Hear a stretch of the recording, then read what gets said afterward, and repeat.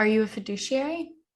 I am a fiduciary, and Yardley Wealth Management is a fiduciary firm, and we're fiduciaries all the time. That's the so-called F word, fiduciary.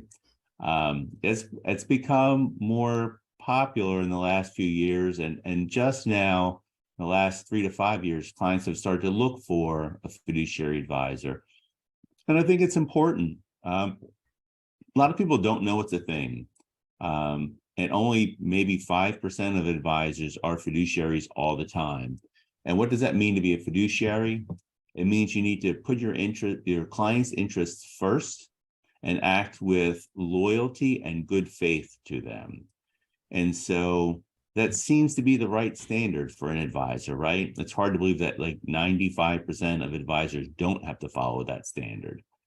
One funny, quirky thing is that for a lot of independent advisors, they act as fiduciaries sometimes. So if they manage a so-called wrap account or they get a manager for a separately managed account for you, for that account, they need to act as a fiduciary because they're managing money or paying someone to manage money for you. You're actually paying for it. Anyway, in most situations, though, they don't have to act as a fiduciary. So that is a bonkers regulatory scheme, right? What you have to act with good faith and loyalty to your client sometimes? What the heck does that mean?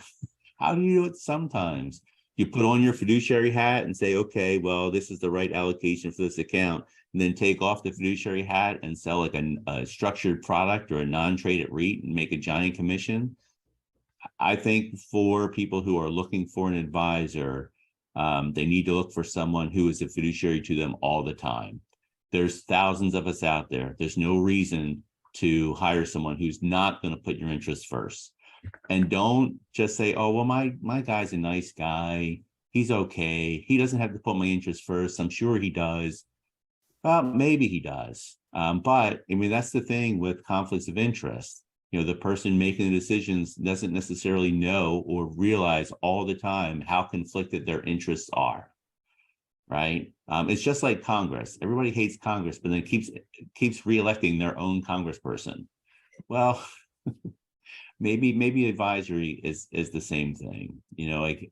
I think you owe it to yourself to have someone who will always act in good faith and loyalty and put your interests first. If that's an option, why not take it?